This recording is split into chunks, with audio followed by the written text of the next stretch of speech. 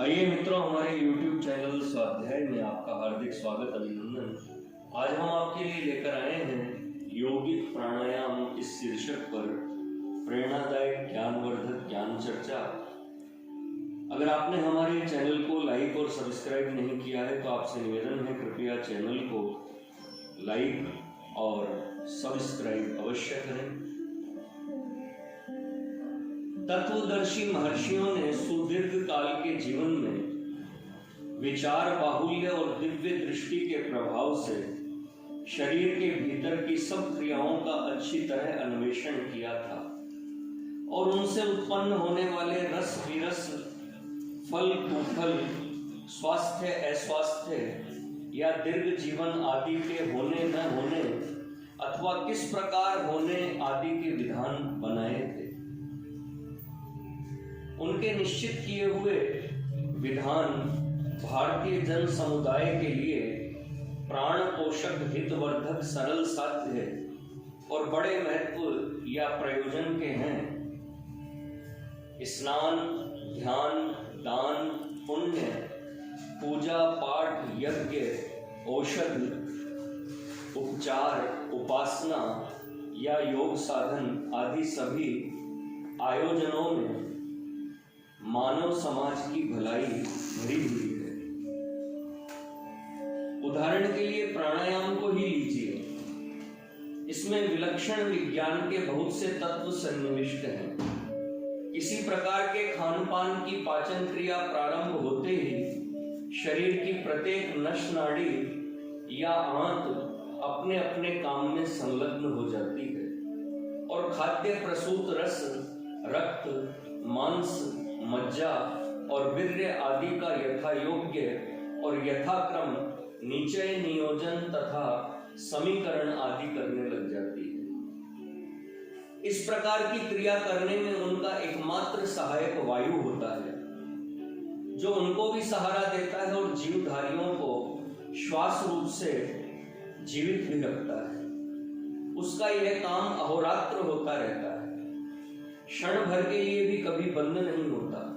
कदाचित बंद हो जाए तो फिर कोई भी श्वास जीवी प्राणी जीवित नहीं रह सकते। किंतु प्राणायाम एक ऐसी क्रिया है जिसके द्वारा वायु का सब काम चाहे जितने समय के लिए बंद हो जाने पर भी कोई प्राणी प्राणहीन नहीं हो सकता, बल्कि प्रत्येक नस नाड़ी उससे शुद्ध होती है और प्राणायाम करने वाले प्रत्येक प्राणी इच्छा अनुसार जीवित रह सकते हैं। एक एक प्राणायाम से अनेक प्रकार के लाभ होते हैं और उनसे मनुष्यों के आयुर्बल, मेधा आदि लोकोत्तर बढ़ जाते हैं। इस लेख में हम विविध प्रकार के प्राणायामों की प्रक्रिया प्रकट करते हैं जो योग शास्त्र के आधार से ली गई है। आशा है विज्ञ पाठक इन पर मनन करेंगे।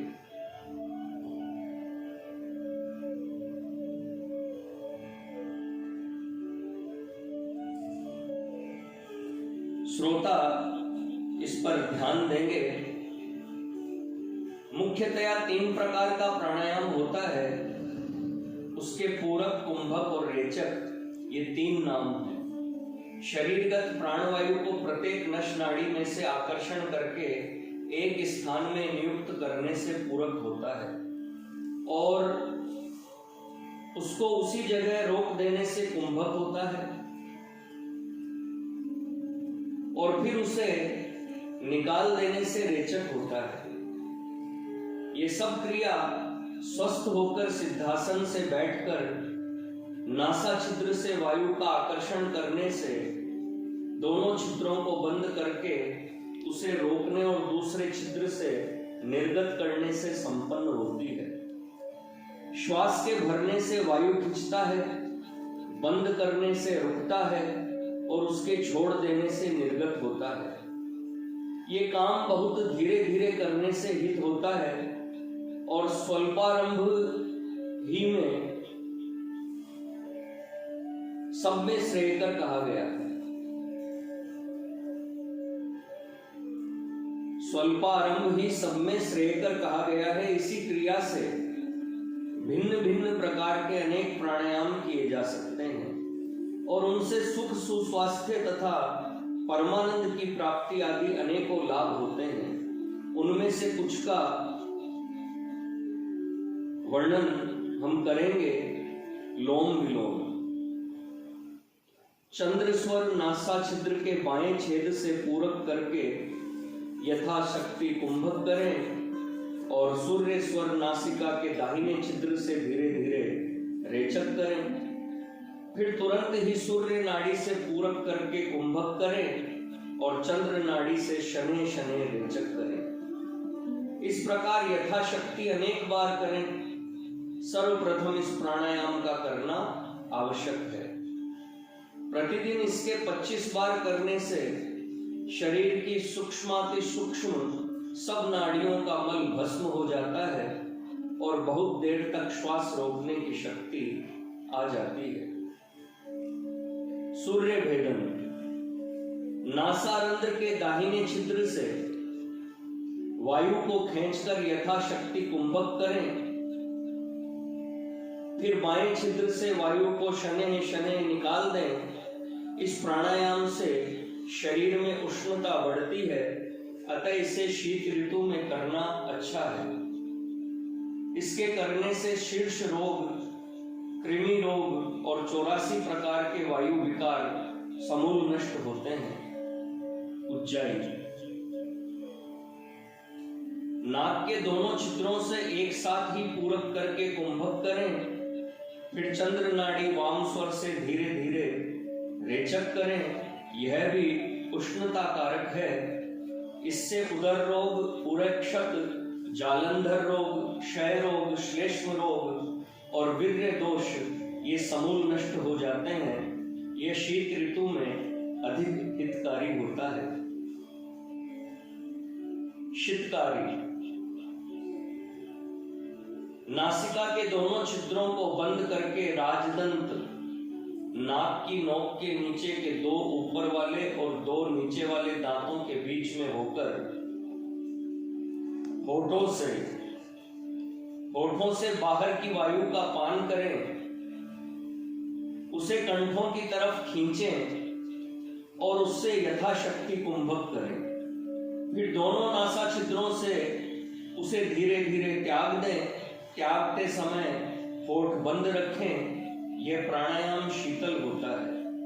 इसको ग्रीष्म ऋतु में या पित्त प्रकोप में करने से लाभ होता है। इसके करने से सब प्रकार के ज्वर, सब प्रकार के पित्त रोग और वायु गोला आदि दूर होते हैं और अधिक अभ्यास से युवावस्था प्राप्त होती है तथा सौंदर्य बढ़ जाता है। शीतली।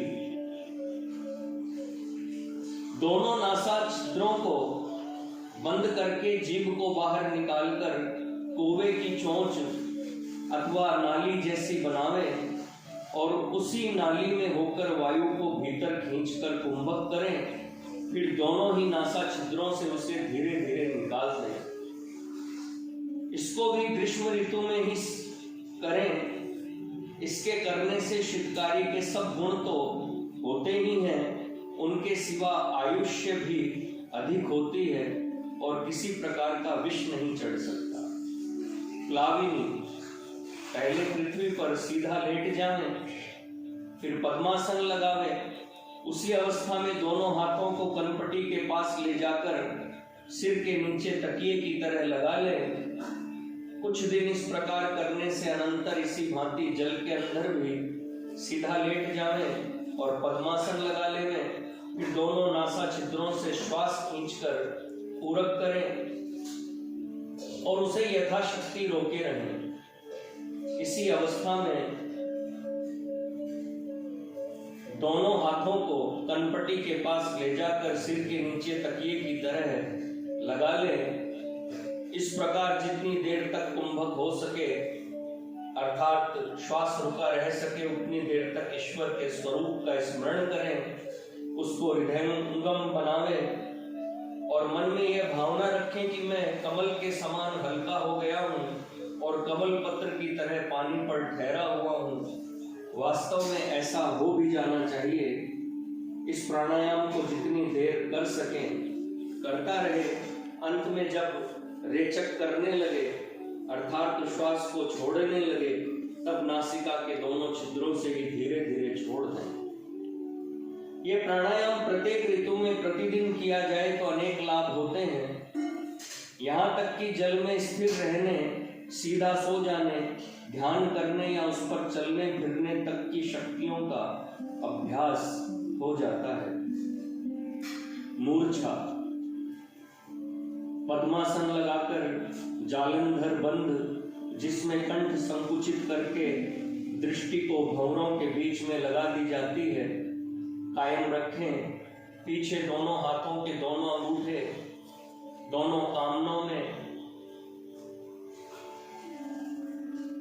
दोनों तर्जनी दोनों आंखों में, दोनों मध्यमा दोनों नासा छिद्रों में